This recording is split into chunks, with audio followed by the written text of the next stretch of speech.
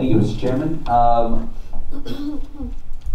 On 12/59, on the last day of March, the state passed their 2019-2020 annual budget.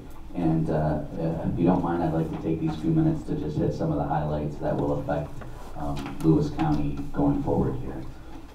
There's a couple good things in the budget. They repealed the sales tax exemption for ESCOs, which are gas and electric companies. So that should, according to NISAC's calculations, yield about $46 million to counties in additional sales tax. So if you take our share, how we traditionally shake out in sales tax, that should be around $75,000 in the plus for us. So that's a good thing. The other good thing in the budget is the Internet Marketplace Fairness Act, which counties have been advocating for quite a while. This levels the playing field and makes internet online sales companies collect sales tax that gets distributed back out to the counties. So for the state of New York to counties, that should be about $175 million. Our share would be about $288,000. So that's another, good thing that will add to our revenue. And there are some not so good things.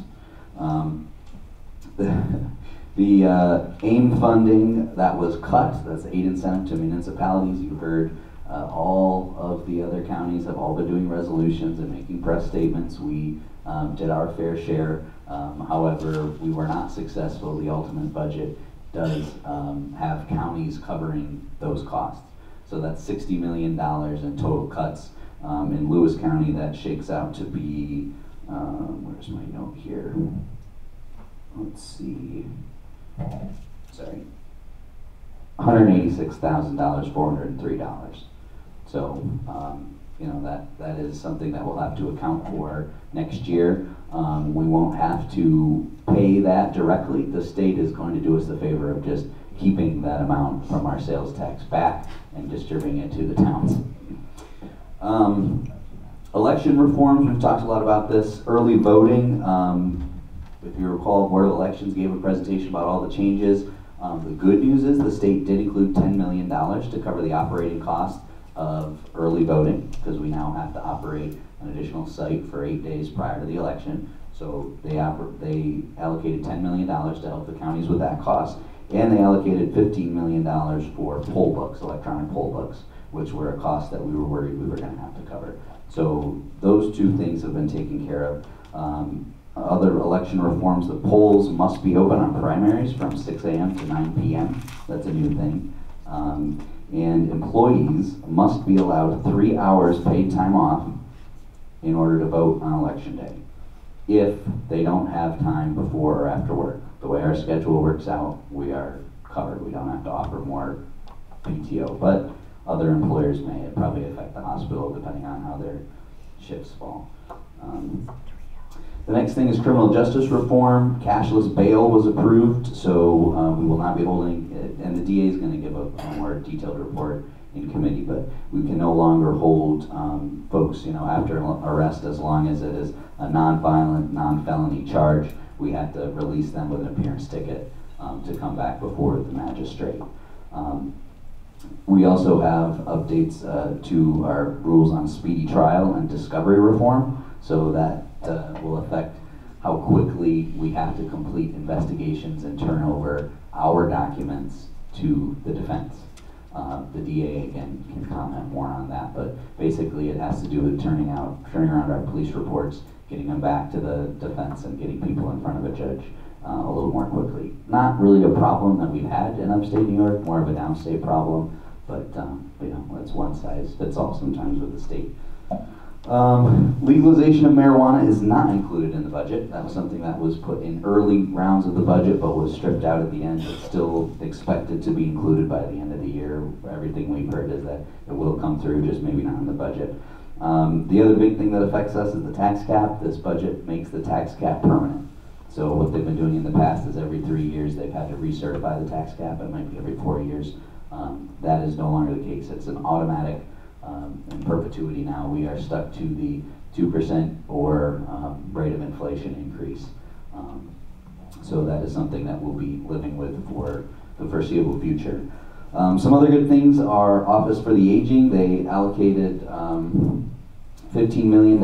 If you heard Kelly talk about our ISIP program, which is our home visits and home care for some of the elderly, we have a huge waiting list. Everyone across the state has a waiting list. So they've allocated $15 million to help cover those folks that are on the waiting list. So hopefully we can get that moving along a little bit. They also created a private pay for OFA. So right now, if you are not income eligible, you can't participate in some of our programs that Office for the Aging offers. They're creating an avenue so that even the folks that don't have a need per se can still participate by paying their own way, which was certainly a good thing, so that all seniors can, have a place to go. Some notes on agriculture. The state expanded the workforce retention credit. Something that will affect Lewis County in particular is because they expanded that credit to Christmas tree farms, which, if you didn't know, Lewis County is the second largest producer of Christmas trees in New York State. And that's $500 credit per employee. They also included $33 million for local agricultural initiatives and $20 million for non-source point pollution, working with a lot of the projects that Soil and Water and Cornell Cooperative have done with the manure retention and that type of thing.